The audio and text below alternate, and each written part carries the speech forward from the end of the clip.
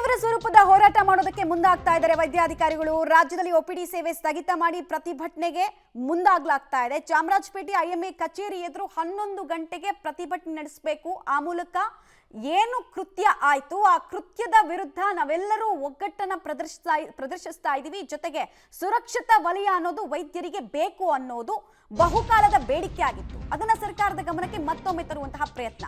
ರಾಜ್ಯದಲ್ಲಿ health emergency ಇದರ ಪರಿಣಾಮವಾಗಿ ಸೃಷ್ಟಿಯಾಗಿದೆ. ಪ್ರತಿಭಟನೆ ಬಗ್ಗೆ ವೈದ್ಯರು ಹಾಗೂ ಸಿಬ್ಬಂದಿಗಳಿಗೆ ಇನ್ನೊಂದು ಕಡೆಗೆ ಗೊಂದಲ ಏರ್ಪಡ್ತಾ ಇದೆ.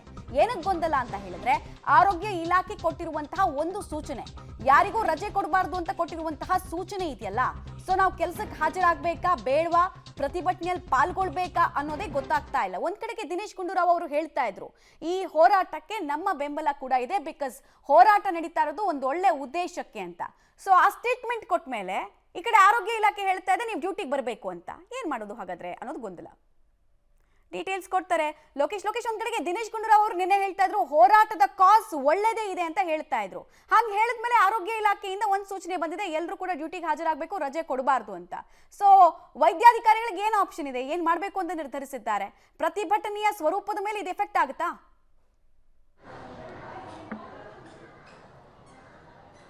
ಮುಕ್ತ ಖಂಡಿತ ಪ್ರತಿಭಟನೆಯ ಸ್ವರೂಪದ ಮೇಲೆ ಇದು ಎಫೆಕ್ಟ್ ಆಗುತ್ತೆ. ಒಂದು ರೀತಿ ಗೊಂದಲಕ್ಕೆ ಒಳಗಾಗಿರುವಂತದ್ದು ವೈದ್ಯರು. ನಿನ್ನೆ ಸಚಿವರು ಹೇಳ್ತಾರೆ, ಪರೋಕ್ಷವಾಗಿ ಬೆಂಬಲವನ್ನು ವ್ಯಕ್ತಪಡಿಸ್ತಾರೆ, ಇವರು ಮಾಡ್ತಾ ಇರ್ತಕ್ಕಂಥದ್ದು ಸರಿ ಇದೆ, ಮತ್ತೆ ಅವರ ಹಕ್ಕನ್ನು ಅವರು ಚಲಾಯಿಸಲಿ ಅಂತೇಳಿ ಸಚಿವರು ಹೇಳಿದ್ರು. ಜೊತೆಗೆ ಇದು ಒಳ್ಳೆಯ ಉದ್ದೇಶಕ್ಕೋಸ್ಕರ ಮಾಡ್ತಾ ಇದ್ದಾರೆ ಅಂತೇಳಿ ಪರೋಕ್ಷವಾಗಿ ಬೆಂಬಲವನ್ನು ವ್ಯಕ್ತಪಡಿಸಿ ತಿರ್ಗಾ ಸಂಜೆ ಒಂದು ಆದೇಶವನ್ನು ಹೊರಡಿಸ್ತಾರೆ. ಯಾರಿಗೂ ಕೂಡ ರಜೆಯನ್ನ ಮಂಜೂರು ಮಾಡೋ ಹಾಗಿಲ್ಲ, ಜೊತೆಗೆ ಯಾರು ಕೂಡ ಕೆಲಸಕ್ಕೆ ಬಾರ್ದೇನೆ ಹಾಜರಾಗ್ದೇನೆ ಪ್ರತಿಭಟನೆಯಲ್ಲಿ ಭಾಗಿಯಾಗೋಗಿದ್ದಿಲ್ಲ ಅಂತೇಳಿ ಆದೇಶ ಕೂಡ ಮಾಡ್ತಾರೆ. ಅದು ಒಂದು ರೀತಿ ಗೊಂದಲಕ್ಕೆ ಎಡೆ ಮಾಡಿಕೊಟ್ಟಿದೆ. ಹೀಗಾಗಿ ವೈದ್ಯಾಧಿಕಾರಿಗಳು ಏನ್ ಮಾಡ್ಬೇಕು ಅಂತ ಗೊತ್ತಾಗದೆ ಆ ರೋಗಿಗಳಿಗೆ ಸಮಸ್ಯೆಯನ್ನ ಮಾಡಿಕೊಡುವಂಥದ್ದು ಈಗ ಮುಂದಾಗ್ತಾ ಇದ್ದಾರೆ. ಈ ರೀತಿ ಆದೇಶ ಆದ್ಮೇಲೂ ಕೂಡ ಒಪಿಡಿಯನ್ನ ಬಂದ್ ಮಾಡಿದ್ದಾರೆ ಅಂತಂದ್ರೆ ಅಲ್ಲಿಗೆ ವೈದ್ಯರ ಉದ್ದೇಶ ಪ್ರತಿಭಟನೆಯಲ್ಲಿ ಭಾಗಿಯಾಗುವುದು ಅನ್ನುವಂಥದ್ದು. ಅಂದ್ರೆ ಸಾರ್ವಜನಿಕರಿಗೆ ತೊಂದರೆ ಆಗದ ರೀತಿಯಲ್ಲಿ ಯಾವುದೇ ರೀತಿಯಾದ ಕೆಲಸವನ್ನ ಮಾಡಬಾರ್ದು ಅಂತ ಹೇಳಿ ಆದೇಶ ಮಾಡಿದ್ದಾರೆ. ಆದ್ರೆ ವಿಕ್ಟೋರಿಯಾ ಆಸ್ಪತ್ರೆಯ ವೈದ್ಯರು ಒಪಿಡಿಯನ್ನ ಬಂದ್ ಮಾಡಿ ಟ್ರೀಟ್ಮೆಂಟ್ ಕೊಡ್ಲಿಕ್ಕೆ ಮುಂದಾಗ್ತಾ ಇಲ್ಲ.